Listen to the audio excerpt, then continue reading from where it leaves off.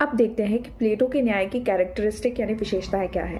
प्रथमतः तो ये कि यह बाह्य वस्तु है नहीं है बल्कि आत्मा का गुण है, यानी कि अंतरतम एक और इसे अहस्तक्षेप के सिद्धांत के रूप में देखा जाता है, यानी कि प्रत्येक वर्ग चाहे वो शासक हो, सैनिक हो या उत्पादक वर्ग हो, अपना अपना कार्य करे और दूसरों के कार्य क्षेत्र में हस्तक्षेप न करे। तृतीय स्पेशलाइजेशन का सिद्धांत है, यानी कि आत्मा में जो गुण प्रधान हो उसके अनुसार यह सर्वोत्तम रूप से अपने कर्तव्य का पालन करे। अब देखिए, आदर्श राज्य में सबसे ज्यादा इंपॉर्टेंट होगा दार्शनिक राजा और सैनिक वर्ग, क्योंकि यह सीमाओं की रक्षा करेगा और उत्पादक वर्ग जो होगा वो राज्य के भीतर होगा, उत्पादन कार्य करेगा। यहाँ पर प्लेटो ने संपत्ति और नारियों के साम्यवाद की व्यवस्था जो है वो किसके लिए की है? केवल जो है वो प्रतिनिधि वर्गों के लिए की है, सैनिक वर्गों के लिए और दार्शनिक वर्गों के लिए, ताकि वह स्वार्थ रहित होकर अपने कर्तव्य की पूर्ति कर सके। अब देखिए, भले ही वह स्पेशलाइजेशन करता है और किसी के कार्य में हस्तक्षेप की बात करता है, लेकिन वह तीनों ही वर्गों में समन्वय की बात करता है, तभी सामाजिक न्याय स्थापित हो सकेगा। प्लेटो का राज्य जो है वो एक पॉलिटिकल इकाई नहीं बल्कि एक नैतिक इकाई है, इसलिए यहाँ न्याय भी एक नैतिक तत्व है। अब ये देखिए, प्लेटो ने अपने ग्रंथ रिपब्लिक में न्याय के वास्तविक स्वरूप का चिंतन किया है, मीमांसा की है, और इसमें ही जो पहले से प्रचलित सिद्धांत है जो हमने अभी देखे, ट्रेडिशनल हो, रेडिकल थ्योरी हो और चाहे प्रैग्मेटिक थ्योरी हो, इन सबका खंडन करते हैं और न्याय के वास्तविक स्वरूप को सामने लाते हैं। इसलिए हम इसे न्याय ग्रंथ भी कह सकते हैं रिपब्लिक को, या न्याय मीमांसा का ग्रंथ भी कह सकते हैं। अब देखिए, अब हम प्लेटो के न्याय सिद्धांत की कुछ आलोचना कर लेते हैं। पहला, कि प्लेटो का न्याय सिद्धांत निष्क्रिय है।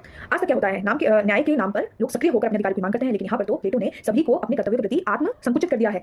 दूसरी ओर उन्होंने व्यक्तिगत अधिकारों को एकदम दबा दिया है सामाजिक अधिकारों और सामाजिक कर्तव्य के नाम पर, और इन्होंने कहा है कि लोग प्रकृति के अनुरूप, उनकी प्रवृत्ति क्या है, आत्मा की प्रकृति क्या है, किस तत्व की प्रधानता है, उसके अनुसार लोग अपने कर्तव्य का चुनाव करेंगे। लेकिन ऐसे में व्यक्ति का जो जीवन है वो वन डायमेंशनल हो जाएगा और अनेक डायमेंशंस को वह एक्सप्लोर नहीं कर पाएगा, और साथ ही साथ राज्य भी इसे इन्फोर्स करेगा कि आपने जो एक बार चूज कर लिया आत्मा का गुण जो है आप उसी को करो। तो इस तरीके से जो गतिशीलता है वो प्रोफेसर सेबाइन क्या आरोप लगाते हैं, प्लेटो की न्याय संकल्पना जड़ है, आत्मपरक है, निष्क्रिय है, अनैतिक है और अव्यावहारिक और अविश्वसनीय है।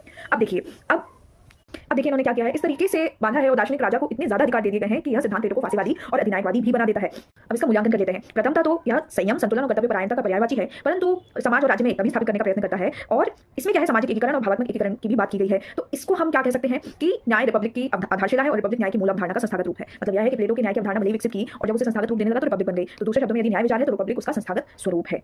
तो इस तरीके से उसकी विवेचना की जा सकती है और मूल्यांकन किया जा सकता है। आखिरकार वे न्याय के क्षेत्र में कार्य करने वाले प्रथम बड़े ग्रीक दार्शनिक विचारक थे।